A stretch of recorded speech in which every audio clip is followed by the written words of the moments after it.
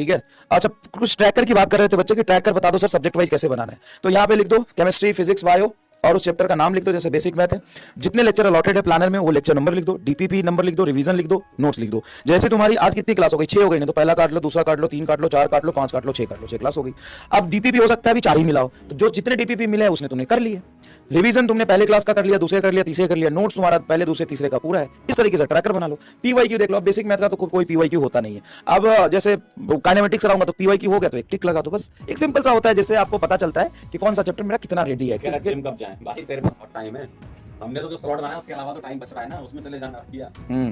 और सुबह सुबह उठ के ना एक डेली गोल हमेशा लिखा करो कि आज मेरा ना ये गोल है कि आज मैं ये पूरा करूंगा, वो लिख लिया करो। उससे क्या होता है ना, रोड मैप पता रहता है पूरे दिन का।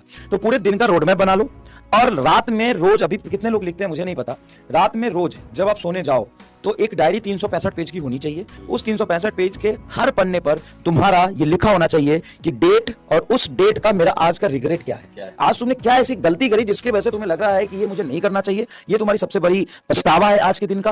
और अचीवमेंट ऑफ द डे, आज तुमने क्या ऐसा किया जिससे तुम्हें खुद का पीठ थपथपाने का मन कर रहा है कि वाह यार एमआर तूने आज मचा दिया।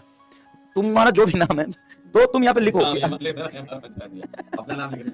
हाँ, तो ये आप लिखना कि भाई आज मचा दिया, आज मचा दिया, बढ़िया मजा आ गया कि ये मैंने अच्छा किया। और जैसे तुम लिखोगे ना, अब क्या होता है कि आज मैंने गलती करी, अब कल मुझे याद नहीं था कि मैंने पिछले दिन क्या गलती करी, 4 दिन बाद मुझे याद नहीं रहेगा मैं क्या गलती करी। लेकिन जैसे तुम 10 गलती अपनी लिख लोगे ना, तो हो सकता है कि नहीं लिखते तो 10 के 10 रिपीट करते, भूल जाते। और 10 के 10 गलती तुम रिपीट करते और फिर रोते। अगर तुम्हारे डायरी में लिखा होगा ना कि 10 के 10 गलती तुमने किए हैं, तो उसमें से शायद तुम 7-8 ना करो, 2-3 ही होगा तुमसे।